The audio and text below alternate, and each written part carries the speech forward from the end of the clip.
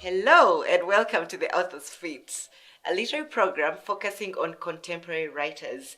I am your host, Empress Ciku Mwaniki. The feet are symbolic to the journey of the authors, the places they visit to collect their stories. It is through their journeys that we get to partake in the glories and gloom of other worlds. The feet, therefore, are the vessels through which tales travel to us. Our guest today is amazing, Yudia Kamonjo. She's just published her first book, a collection of poetry. Yudia is also a writer and a journalist. Yudia, welcome to the show. Thank you, Ciku. I have my signed copy and I've had to read this book sometimes late into the night. It's amazing. Good job. Thank you. Tell us, how did we get to write the book? Did you always know that you're going to write the book? Were you always after being a writer? Or tell us, let us know you a little bit. I started writing when I was quite young. I think since I was 9, I knew I wanted to be a writer, although I was entertaining like my parents' guests since I was young, but I always knew I'd be a writer. In primary school and high school, I used to be in drama club and music club and journalism club. And I remember, I think it was in high school, I used to pin up my poetry in the posters, in the notice board in school. So even by the time I published the book, people I was in school with back in the day were like, oh my gosh, you still do poetry? Yeah. So it's something I knew I always wanted to do. Were there poetry about sex? And because these it's not about sex, but they are very sensual poems. Yeah. Were they always like that, or have you had to change as you've become, you've matured? Well, I've written all kinds of poetry because I've also participated in competitive poetry, Slam Africa. So the kind of pieces that I was performing are not like the stuff that's in the book. The stuff that's in the book is a little different. So it's just stuff that I put separately from the other kind of poetry that I was performing once I saw that people like this kind of stuff, but there's not enough people performing sensual kind of poetry. So I put that in a collection together at the end of the day. So this is what you've been doing at the Indulgence Erotica? Yes. So Indulgence Erotica is an event that I started in 2019, and it features mainly erotic work. So it's art, it's music, it's comedy. So it's specifically for erotic art to be featured. So I've done it in Nairobi, Mombasa, Malindi. I'm still planning to take it around the world, inshallah. Oh, congratulations. Yeah. How is the reception? Tell me, because we live in a society that is a bit shy about, matters sex, and here you are, young, beautiful, and, and you've, so to say, taken the bull by the horns and decided to do the poetry, to do, spoken word. And how is the reception? And also I'd like to know, how has the reception been like on social media? Are people kind of shocked, or the general reception? I think some of the places that I've tested out the poetry is when I was hosting the Indulgence Erotica. So that's when I saw, okay, so there's people, there are different kind of people interested in erotic art. So when I published my book, those are the same kind of people who are buying into the poetry. And of course some people who've seen it after, because it's very recent, so I'm still getting feedback, but the people who've seen it are like, oh my gosh, I'm really glad this kind of poetry is coming out from Kenya. So it's different, but people are taking it well. They are surprised, but they're taking it well. They're like, oh my gosh, this is coming out of Kenya? Yeah. Personally, I am so proud and I'm so happy, because I think it's about time people started, demystifying these topics like these ones. Yeah. So, tell me about your journey. I'm a publisher. I'm a self-published. This book is self-published, right? Yeah. Why did you decide to go that route of self-publishing? Was it out of choice, or did you have nobody who could take this? I think the first local publisher I sent it to was like, oh my gosh, I can publish this kind of poetry. And I waited for another like 5 years, and then at the end of the day I was like, you know what, I'm just gonna do this publication by myself. So it's just because I couldn't find like local publishers, and it took time to get publishers from other countries. So I just decided to do it myself. How was it? How painful was it? Without even saying the money, just say. As you can see, my book is full colors, and so I had to pay for the artwork because I kind of wanted that kind of art expressed in erotic form. So also getting the right artist took me years. And then I think he finally showed up with his wife, and then we started talking about art, and his art was just perfect. Yeah. So I just had to pick and see what worked together. And then in terms of the design, I had to change designers twice. Of course, publishing on Amazon was the hardest because it was my first time, and it's not easy. Yeah, but the rest of the process was pretty okay. The printers were fast enough. Everything else was fine. Oh yeah, I'm in a place where I know a lot of authors, Kenyan authors, they complain a lot about getting the right printer. So did you get one like straight on the go, or was that? Yeah, they were recommended by a fellow artist, a fellow poet, who's already done a book. So I actually didn't have any problems with the printers. Okay. Yeah. Is the money rolling in? Yeah, I just had... Sorry? Is the money rolling in? Yeah, I'm almost sold out on the first print run. That is amazing. So I'm planning another print run in a few weeks, maybe a week or two. I'll do another print run. And then, we'll take it from there. Oh, great job. Yeah. So one of the journeys that the book is going on is that it's going to be as well a theater stage play. Oh, nice. And then it's also going to be compiled into like a movie. So it still has a journey of its own that it's going on. Amazing. Yeah. I can't wait for that. A movie. Yeah. You're also a script writer, so you're going to do your own script? Yes. Oh, okay. Yes. Same different, so you're gonna have to like merge the characters. Yes. Because are these stories about you? Because when you're reading Black Coffee and Steamy Night, it feels like almost personal. It feels. That's the idea. Yeah, that's the idea. But they're not all mine. Yeah. I didn't kill my hubby and the and the side chick. So that's not all of them are true. Basically, yeah. It's just other people's stories, my stories, and just stories I've heard, and then reimagining them and compiling them into a piece that's palatable and feels personal. Okay. Yeah. But you've done a great job on that one. Thank you. Your inspiration. How do you get inspired? Because do you do like schedules? Do you write on schedule? Are you one of those who wake up in the middle of the night and shoot out of bed and just go scribble down, or how does that work in your world? I think for the screenplay, it's very scheduled. Yeah. But for the poetry and creative writing, I tend to work late in the night. So I'm the kind of person who sleeps at 2 a.m., 4 a.m. because I'm not a morning person. Okay. But that's when I write the most. It's not really scheduled. When it comes to the poetry and the other kind of writing, it's not scheduled. But for the screenplay, it's very scheduled. It's very scheduled. Yeah. Yuria, tell me about the art. It's such amazing. I don't know how to describe it, but it grabs you. Tell me how the process of choosing what went into the book and what did not. I'm assuming that you had a lot of things to choose from. Yeah. I was just choosing whatever worked with each piece. Because there's some pieces that wouldn't have gone together with the art, so it was just choosing what felt like it would go to. We made a few changes.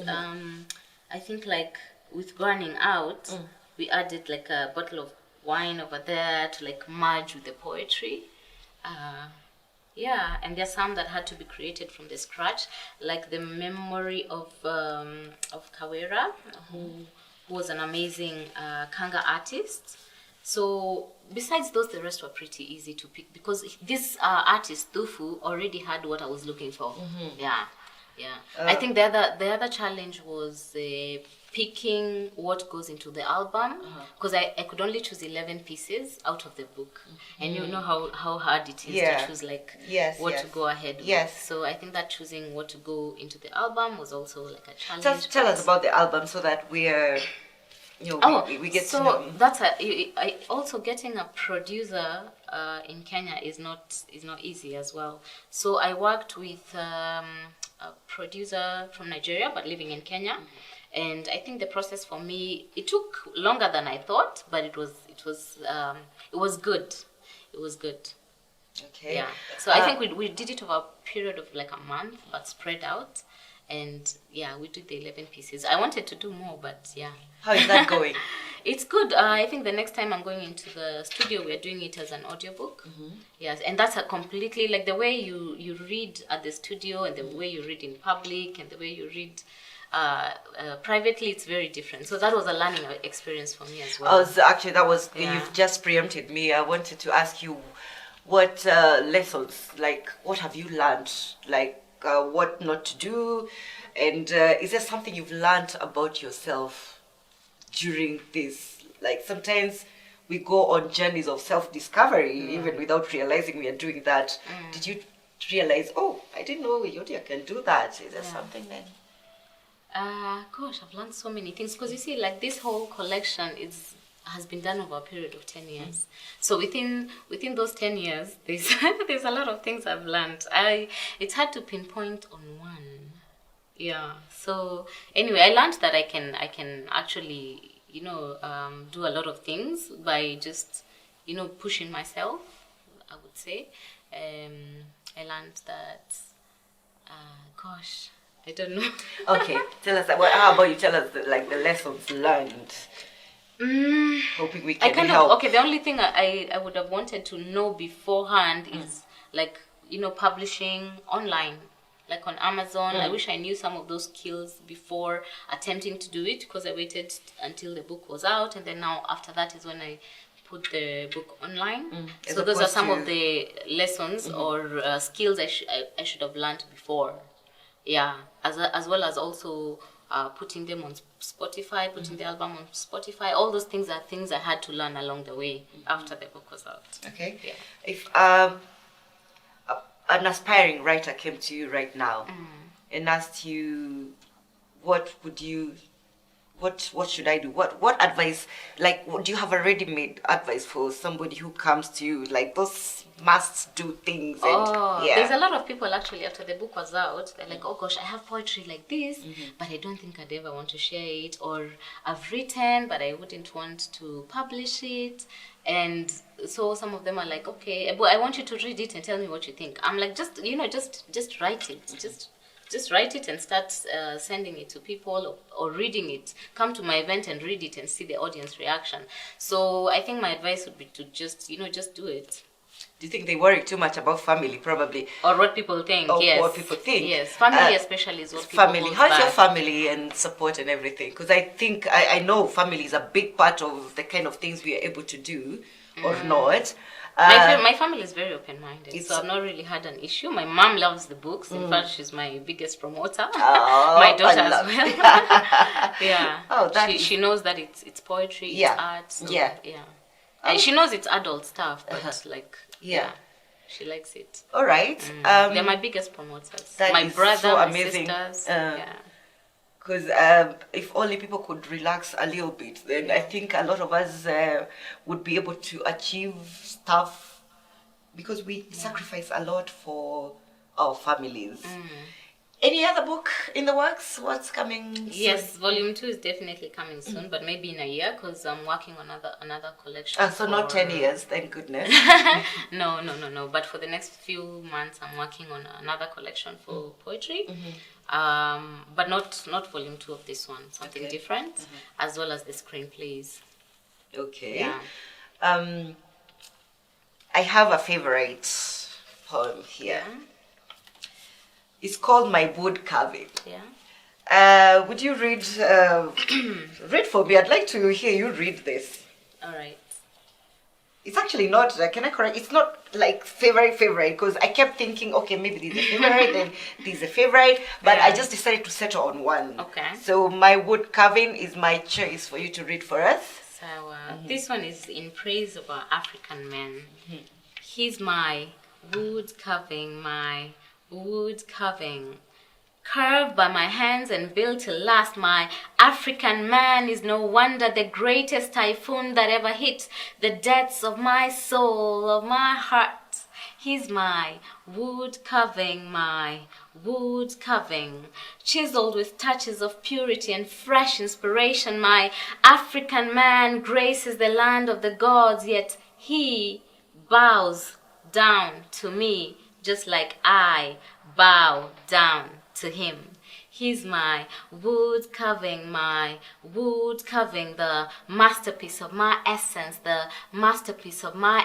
made from rare wood and polished with modernism. Yeah, I said the masterpiece of my essence. Your bow-legged sexiness, full lips, toned body, deep voice, your roaring, ruggedy, dark, strong features, they feed my African hunger. He's my wood carving, dawns the spirit of true art. Now rest on my left before I am frozen in the time of your action-packed gymnastics. Amazing. Thank you so much. Thank you. Do you have a favorite? Yes, I have many favorites. Yes. One favorite? Do you have one favorite? I think, okay, from the people who've read it so far, most of the ladies like Birthday Wish. Would you like me to read it? Yes, please. Okay. Wait, Birthday Wish is on 51. 51. Yeah, and yeah, these are some of the amazing artwork that's in the book. So, Birthday Wish. I wish you'd fuel the fire, keep my love for you alive, retain the spark in my eyes, the kiss at the corner of my lips, the smile in my voice, the spring in my step, the scream in my come. I wish you'd keep fueling this desire with your lies, your sweet promises, your generous dollar bills, your beautiful black body, your raw desire for me and everything mine. I wish you were here to watch her grow and bloom. I wish you'd keep the romantic in me alive. Keep being my good boy who can never do wrong by me. The one who laughs at my ridiculous sex life but still wants all the bits of me and all I have to give. I wish you'd breed with me, live with me, swing with me, make amateur home videos with me, naughty video call me every day. I wish you'd love the girls I love. I wish you lived in my world, so things my way. I wish you'd love me and never stop. So this one, a lot of girls like it. So also, can I also say that poetry is obviously not just writing, but in the delivery. Your delivery is awesome. Thank you. Thank you so much. You dear, before I ask you where we can get your work, the spoken word, the book and everything, what's your wind down activity? I love to dance. Where do you dance? So we can look for you.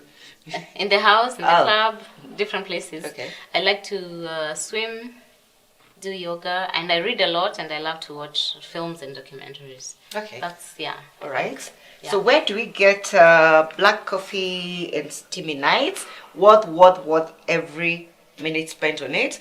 And the album for your spoken word, where do we get them? Okay, the book is currently locally available at Nuria Bookstore and Cheche Bookshop. I'm also trying to find other places that can have the book. Online is available on Amazon, and the album is available on Spotify, Apple Music. You can buy from there.